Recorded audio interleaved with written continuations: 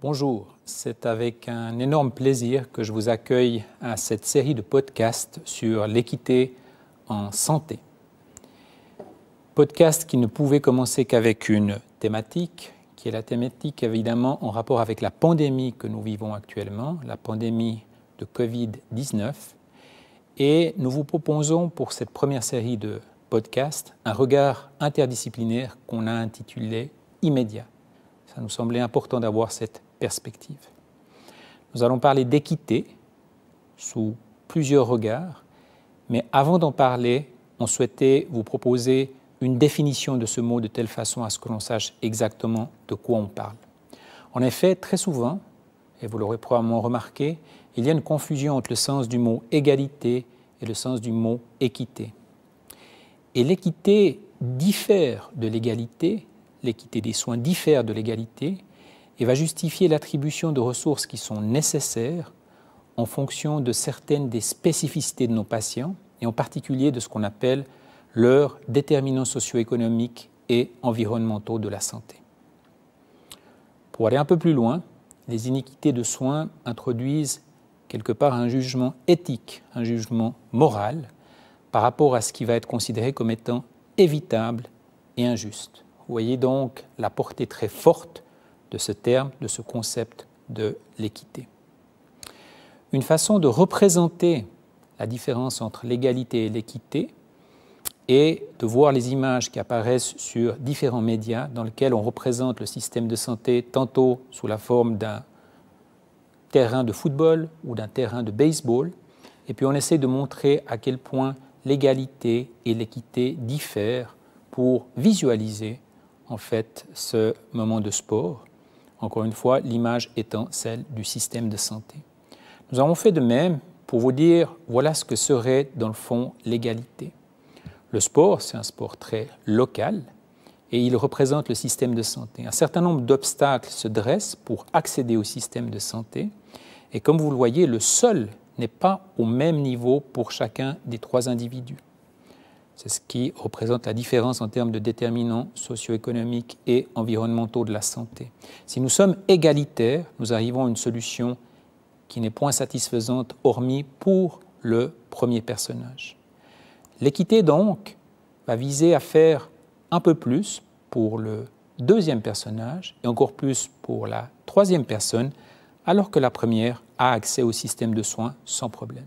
Ceci pourrait être défini comme étant l'équité clinique, l'effort du clinicien qui apporte ses boîtes pour les mettre sous les pieds de chacune des deux dernières personnes.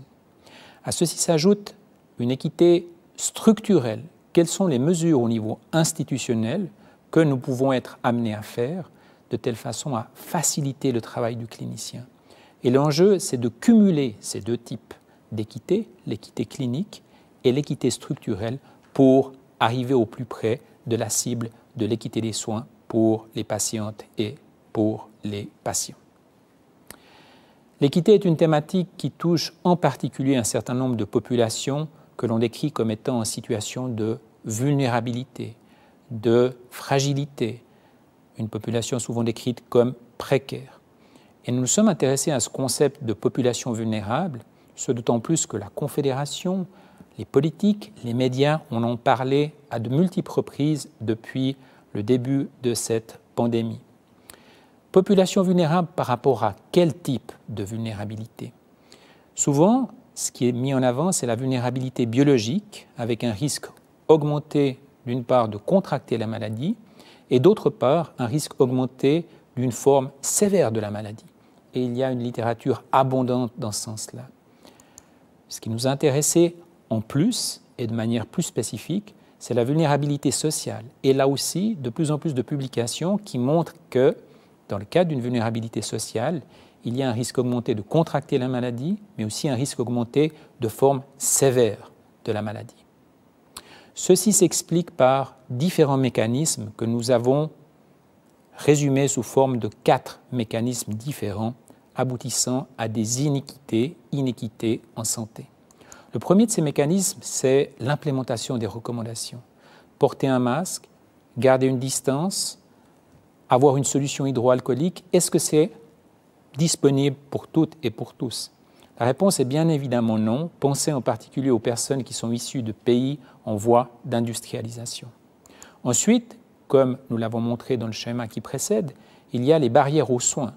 Pensez par exemple aux personnes qui sont sur le territoire helvétique et qui n'ont pas forcément accès à une assurance car n'étant pas en mesure de payer les primes d'assurance.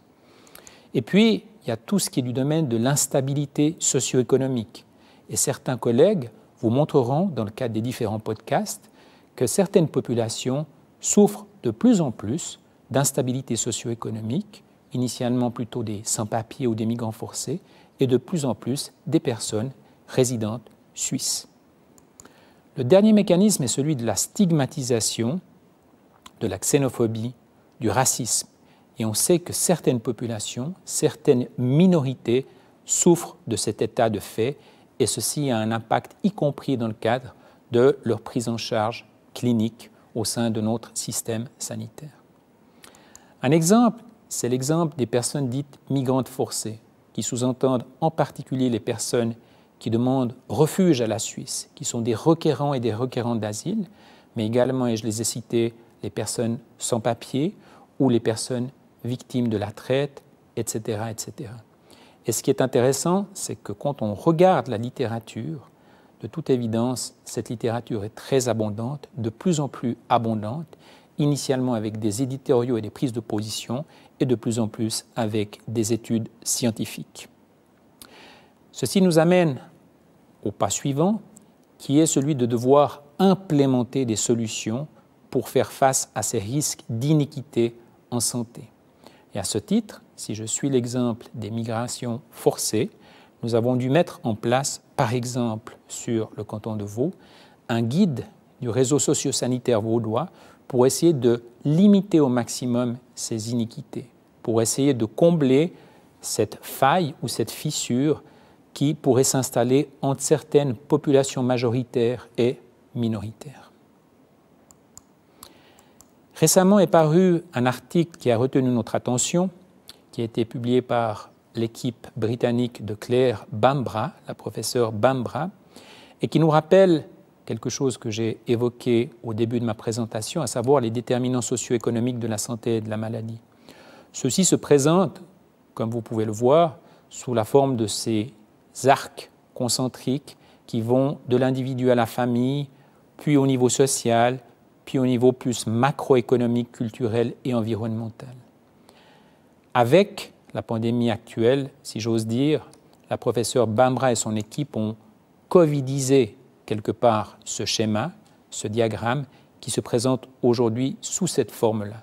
C'est dire l'importance d'une lecture de cette pandémie au travers des déterminants socio-économiques de la santé et de la maladie pour avoir un regard le plus nuancé possible face aux risques d'iniquité en santé, d'iniquité dans le cadre des soins.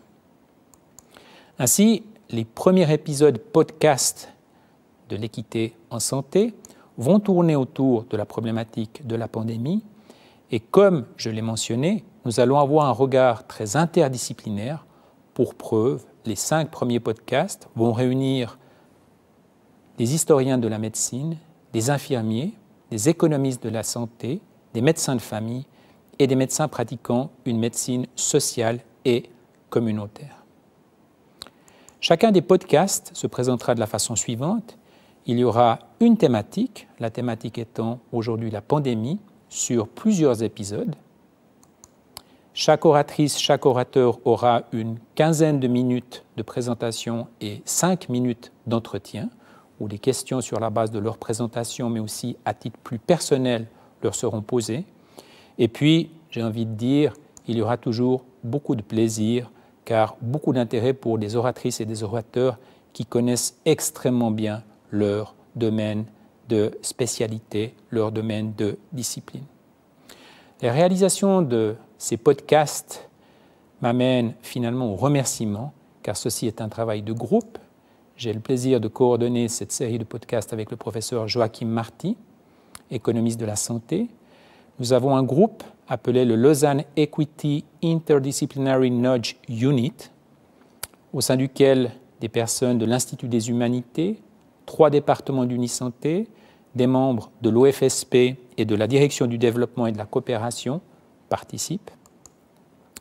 Et puis des personnes qui sont un peu en dehors du champ de vision, mais qui sont tout à fait là, un petit peu derrière les rideaux, et qui font que ces podcasts deviennent réalité. Patricia Sylvestre, Brigitte Pahu-Vermeulen, Heidi Abella-Heras, Caroline San Miguel et le docteur Kevin Morisot, ainsi que les différentes institutions participantes, parmi lesquelles le CHUV, la DGS, la DDC que j'ai déjà mentionné, mais également l'Organisation mondiale de la santé et University College of London.